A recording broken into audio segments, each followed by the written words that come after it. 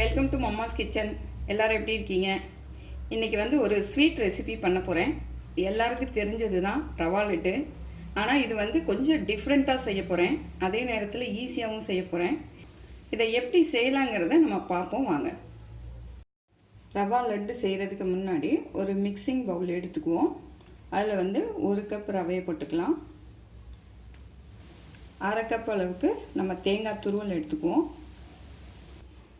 இதை ரெண்டையும் வந்து நல்லா மிக்ஸ் பண்ணி ஒரு 1/2 hour வந்து ஊற வச்சுக்கலாம்.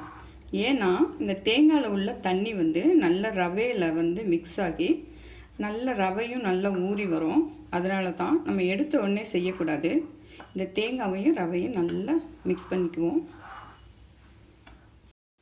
வந்து நல்லா மிக்ஸ் பண்ணியாச்சு. இது வந்து ஒரு 1/2 hour ஊற விடுவோம். சூப்பரான ரவா லட்டு வேணும்னா இந்த மெத்தடை ஃபாலோ பண்ணிங்கன்னா உங்களுக்கு நல்ல ரவா லட்டு கிடைக்கும். 1/2 மணி நேரம் ஆயிடுச்சு. இப்போ வந்து தேங்காயும் ரவையும் நல்லா வந்து ஊறி இருக்கு. இப்போ வந்து நம்ம ரவா லட்டு செய்ய ஆரம்பிக்கலாம்.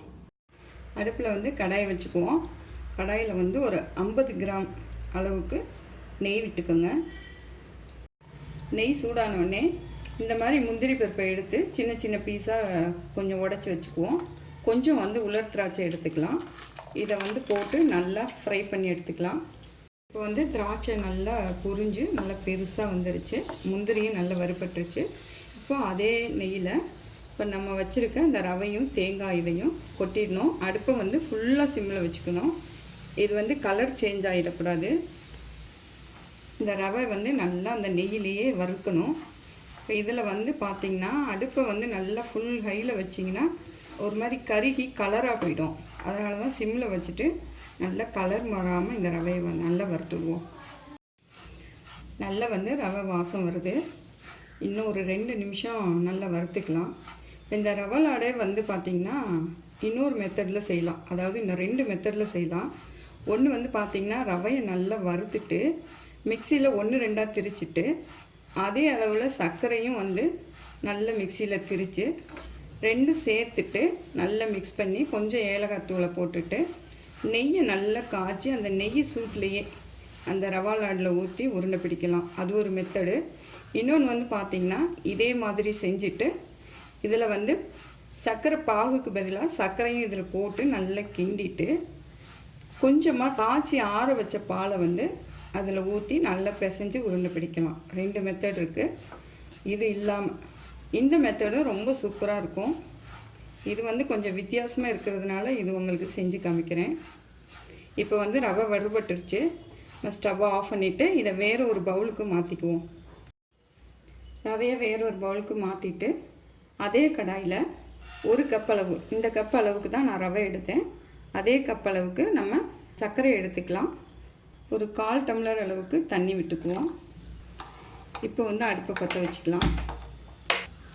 சர்க்கரை நல்லா கரைஞ்சி இந்த பாகு வந்து ஒரு கம்பி பதம் லெவலுக்கு வரணும். ஒரு கம்பி பதம் வந்த உடனே நான் உங்களுக்கு காமிக்கிறேன். சர்க்கரை நல்லா கரைஞ்சிடுச்சு. இப்போ கொஞ்சமாக உப்பு போட்டுக்கலாம். கொஞ்சமாக ஏலக்காய் தூள் போட்டுக்கலாம். ஏலக்காய் போட்டு நல்லா கிண்டி விட்டுருவோம். இப்போ நல்லா வந்து கொதி வருது பாருங்கள். இன்னும் கொஞ்சம் நேரம் வச்சுருந்துட்டு நம்ம கம்பி பதம் வந்தவுடனே அந்த ரவையை போட்டலாம்.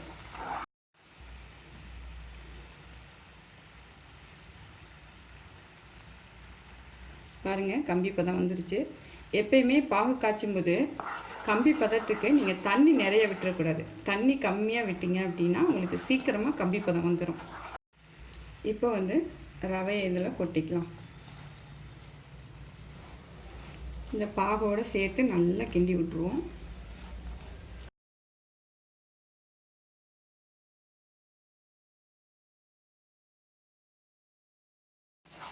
நல்லா கிண்டி விட்டாச்சு. ஓரளவு திக்னஸ் ஆயிடுச்சு. இப்போ வந்து ஆஃப் பண்ணிக்கலாம். இப்போது இது கம்ப்ளீட்டாக சூடு ஆறினோடனே கொஞ்சம் வெதும்பலாக இருக்கும்போது உருண்டை பிடிச்சிக்கலாம். இப்போ வந்து இறக்கி வச்சு 5 நிமிஷம் ஆகுது. நல்ல சூடெல்லாம் இறங்கி கொஞ்சம் உதிரியாக வந்துடும் பாருங்கள். இப்போ நல்லா உடச்சி விடணும். இதை கை வைக்கிற அளவுக்கு வெதும்பலாக இருக்கும்போது இதை அப்படியே உருண்டை பிடிச்சிக்கலாம்.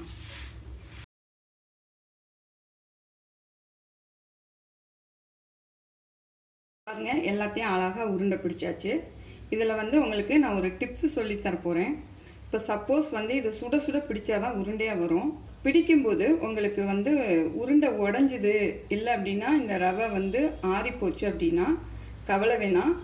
நல்ல சூடாக பாலை காய்ச்சி சும்மா ஒரு அரை ஸ்பூன் அளவுக்கு நீங்கள் விட்டீங்க அப்படின்னா நல்ல திருப்பியும் மெல்ட் ஆகி உருண்டை பிடிக்கிறதுக்கு ஈஸியாக வரும். அதனால் அந்த மாதிரி நீங்கள் உருண்டை பிடிச்சிக்கலாம், பயப்பட வேண்டியதில்லை. இது வந்து ரொம்ப ஈஸியானது தான், அதே நேரம் சாப்பிட்றதுக்கு ரொம்ப டேஸ்ட்டாக இருக்கும்.